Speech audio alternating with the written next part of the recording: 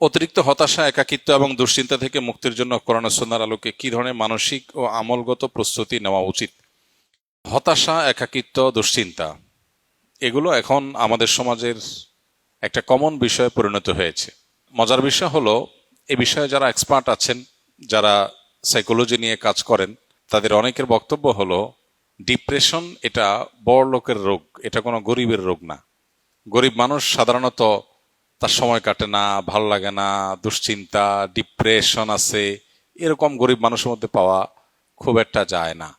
তার হয়তো অসুখের কষ্ট আছে, অন্য কোনো পেরেশানি আছে, ধার দেনার পেরেশানি আছে, তার হয়তো রিজিক নিয়ে পেরেশানি আছে, কিন্তু কোনো কারণ ছাড়া ডিপ্রেশন, সময় কাটে না, ভালো লাগে না কিছু, একাকিত্ব, নিঃসঙ্গ, এই জাতীয় ডিপ্রেশন যেটা, এটা সাধারণত বড়লোকি রোগ। পৃথিবী যত উন্নতির দিকে অগ্রসর হচ্ছে, বাহ্যিক এবং খোলা চোখে যে উন্নতির দিকে আমরা এগিয়ে যাচ্ছি, এগুলোর সাইড এফেক্ট হিসেবে এমন অনেক বিষয় আছে যেগুলো আমাদেরকে ধ্বংসের অতল তলে নিয়ে যাচ্ছে। এর মধ্যে একটা হলো এটা, পৃথিবীতে যেই অঞ্চল, যেই এলাকার মানুষ যত বেশি উন্নত, যত বেশি অগ্রসর, তাদের ডিপ্রেশনের পরিমাণও তত বেশি, তাদের মধ্যে আত্মহত্যার প্রবণতা অনেক বেশি। ডিপ্রেশন সাধারণ মানুষ তো বটে, শিশুদেরকে পর্যন্ত ডিপ্রেশন পেয়ে বসছে। তো একজন ইমানদার, প্রথম কথা হলো তিনি সর্বাবস্থায় আল্লাহ রাব্বুল আলামিনের জিকির এবং স্মরণ নিজের মধ্যে জাগরুক রাখবেন। এটা হলো দুশ্চিন্তা মুক্তির সবচেয়ে বড় এবং প্রধান উপায়। আল্লাহ বলেছেন, আলা বিযিক্রিল্লাহি তাতমাইন্নুল কুলুব। আল্লাহর জিকির এবং স্মরণ, এটা দিয়ে যদি কেউ সদা তার অন্তরকে জাগ্রত রাখে, আল্লাহর সাথে যদি কেউ কানেক্টেড থাকে সব সময়, তাহলে তার অন্তর প্রশান্ত থাকবে, স্থির থাকবে, ডিপ্রেশন তার অন্তরকে পাবে না।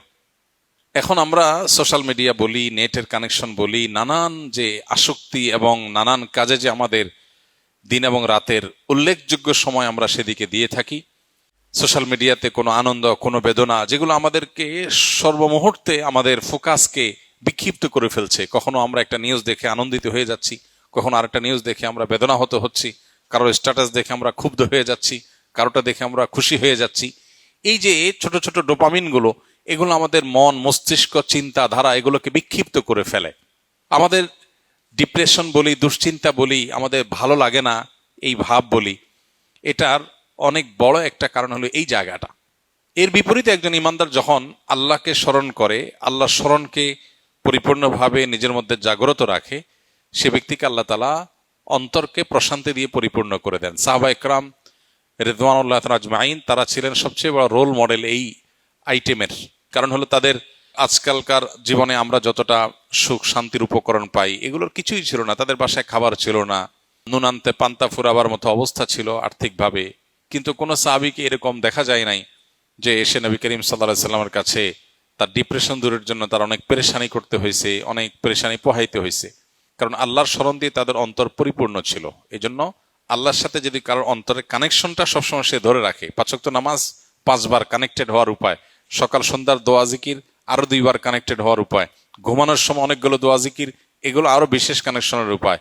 এর বাইরে চলতে ফিরতে, উঠতে বসতে, বাজারে যেতে, বাজার থেকে আসতে, খেতে, খাওয়ার শেষে, খাওয়ার মাঝখানে, ঘুম ভেঙে গেলে, ঘুমাতে গেলে, ঘুম থেকে ওঠার পর, ওয়াশরুমে যেতে গেলে, বাসায় ঢুকতে গেলে, বাসা থেকে বের হওয়ার সময়, যে কোনো ভালো কাজ শুরু করার সময়, সারাক্ষণ আল্লাহর স্মরণ দিয়ে আমাদের জীবনটাকে অত্যন্ত ব্যস্ত করে রাখা হয়েছে আমাদের প্রশান্তির প্রয়োজনে। আমরা সেখান থেকে সরে গেছি, ডিপ্রেশন আমাদেরকে পেয়ে বসেছে। এটা হলো প্রধান কারণ। তাহলে আল্লাহর জিকির এবং স্মরণ, এটা হলো সবচেয়ে বড় উপায়। এবং ডোপামিন এবং এই জাতীয় বিক্ষিপ্ত করে ফেলার মতো, ফোকাস নষ্ট করার মতো, মন মেজাজকে বিক্ষিপ্ত করে ফেলার মতো বিষয়গুলো থেকে সরে আসা, এটা হলো ডিপ্রেশন থেকে বাঁচার অন্যতম প্রধান করণীয়। এরপরে যে করণীয়, সেটা হলো নবী করিম সাল্লাল্লাহু আলাইহি সাল্লাম বেশ কিছু দোয়া তিনি সবসময় আল্লাহর কাছে নিবেদন করতেন। এর মধ্যে একটা হলো, আল্লাহুম্মা ইন্নী আউযু বিকা মিনাল হাম্মি ওয়াল হাযান ওয়া আউযু বিকা মিনাল আজজি ওয়াল কাসাল। আল্লাহ, আপনার কাছে দুশ্চিন্তা এবং পেরেশানি থেকে পানাহ চাই, মুক্তি চাই। এই যে দোয়া নবীজি করেছেন, এই দোয়াটা বেশি বেশি করা যেতে পারে। আল্লাহুম্মা ইন্নী আউযু বিকা মিনাল হাম্মি ওয়াল হাযান। আল্লাহ, আপনার কাছ থেকে পেরেশানি এবং দুশ্চিন্তা থেকে আমি পানাহ চাই, মুক্তি চাই। একদম নবীজি সাল্লাল্লাহু আলাইহি ওয়াসাল্লামের ভাষায় আমরা এই দোয়াটা আল্লাহর কাছে বেশি বেশি নিবেদন করতে পারি।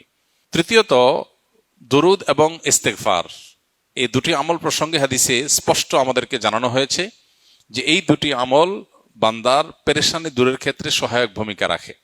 যে ব্যক্তি ইস্তেগফারকে তার জন্য অবধারিত করে ফেলে, ইস্তেগফার যে ব্যক্তি নিয়মিত করতে থাকে, আল্লাহ তাআলা যে কোনো পেরেশানি থেকে মুক্তির পথ তার জন্য বের করে দেন। সেজন্য এই আমলগুলো আমরা বিশেষভাবে আল্লাহ তাআলার কাছে নিবেদন করতে পারি। আল্লাহ তাআলা আমাদেরকে দুশ্চিন্তা এবং পেরেশানি থেকে মুক্ত হওয়ার তৌফিক দান করুন। মনের আশা পূরণ হওয়ার কোনো দোয়া আছে কিনা, থাকলে কি আল্লাহ তাআলার কাছে যে বিষয়ে আপনি ভালো কিছু আশা করেন সেটার জন্য আল্লাহ তাআলার কাছে দোয়া করবেন। দোয়া কবুলের জায়গাগুলো জুমার দিন আসরের পর, ভোর রাত তাহাজ্জুদের সময়, 5 ওয়াক্ত নামাজের পর, বৃষ্টির সময়, এই সময়গুলো দোয়া কবুল হয়। দোয়া কবুল আরো বেশ কিছু সময় আছে, উপলক্ষ আছে, এগুলোতে আল্লাহর কাছে দোয়া করবেন। আর আল্লাহর কাছে যখন নিজের মনের ভালো চাওয়াকে পূরণ করার জন্য কমন কিছু দোয়া আছে। আল্লাহুম্মা ইন্নী আসআলুকা মিনাল খাইরি কুল্লি আজিলিহি ওয়া আজিলিহি। আল্লাহ আপনার কাছে যত ভালো আছে, নগদ ভালো, দূরবর্তী ভালো, দুনিয়ার ভালো, আখেরাতের ভালো, সব রকমের ভালো আপনার কাছে চাই। এই যে সব রকমের ভালো একসাথে চেয়ে ফেললেন। ওয়া আউযু বিকা মিনাশ শাররি কুল্লি আজিলিহি ওয়া আজিলিহি। আল্লাহ আপনার কাছে মন্দ থেকে পানা চাই, দুনিয়ার মন্দ, আখেরাতের মন্দ, নগদ মন্দ, দেরির মন্দ, সবগুলো থেকে পানা চাই। তো এইভাবে আল্লাহ তাআলার কাছে অনেক দোয়া আছে যে দোয়াগুলোর মাধ্যমে আমাদের সমস্ত যাবতীয় কল্যাণ আল্লাহর কাছে আমরা চেয়ে নিতে পারি।